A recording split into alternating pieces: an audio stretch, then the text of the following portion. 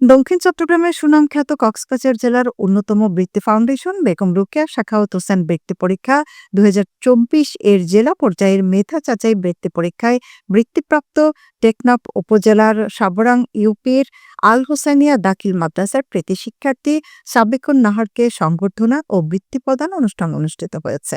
মঙ্গলবার ১৮ ফেব্রুয়ারি সকাল ১০টায় মুন্দার দেল আল হোসাইনিয়া দাখিল মাদ্রাসা মাঠ প্রাঙ্গণে অনুষ্ঠিত এই সম্বর্ধনা প্রদান অনুষ্ঠানে প্রধান অতিথির বক্তব্য রাখেন মুন্ডারডেল সরকারি প্রাথমিক বিদ্যালয়ের প্রধান শিক্ষক নুরুল আলম।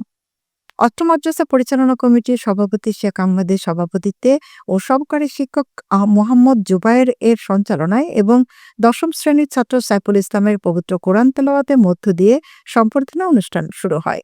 এতে স্বাগত বক্তব্য রাখেন আল হোসাইনিয়া দাখিল মাদ্রাসার সুপার খাজা বাকিবিল্লাহ।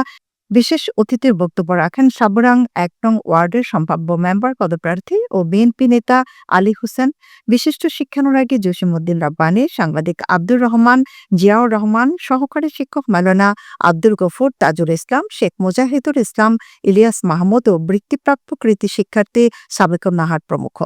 এ সময় বক্তারা বলেন, জেলার এ ধরনের মেধাবৃত্তি পরীক্ষা আরও হওয়া প্রয়োজন। আমাদের শিশুরা মেধা যাচাইয়ের মাধ্যমে দেশের আগামীর সুনাগরিক হওয়া এবং নেতৃত্ব দেওয়ার ভূমিকা রাখবে এবং উচ্চশিক্ষার দ্বারপ্রান্তে পৌঁছানোর প্রধান কৌশল এ ধরনের মেধা যাচাই পরীক্ষা।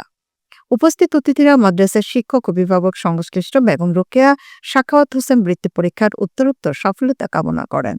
অনুষ্ঠিত বেগম রোকেয়া সাখাওয়াত হোসেন বৃত্তি পরীক্ষায় চকরিয়া কেন্দ্রীয় উচ্চ বিদ্যালয়, এবার কুতুবদিয়া, টেকনাফ, মহেশখালী সহ জেলার বিভিন্ন প্রান্ত থেকে ১৩৫টি শিক্ষা প্রতিষ্ঠানের অংশগ্রহণে ২৫০০ শিক্ষার্থী এই পরীক্ষায় অংশগ্রহণ করেছে। আলোচনা সভা শেষে আল হোসাইনিয়া দাখিল মাদ্রাসার মেধাবী শিক্ষার্থী সাবেকুন নাহারকে টেকনাফ উপজেলা বিএনপির সিনিয়র সহসভাপতি মোহাম্মদ হাশেম সিআইপি ও মাদ্রাসার পক্ষ থেকে ক্রেস্ট এবং নগদ অর্থ তুলে দেন অতিথিরা।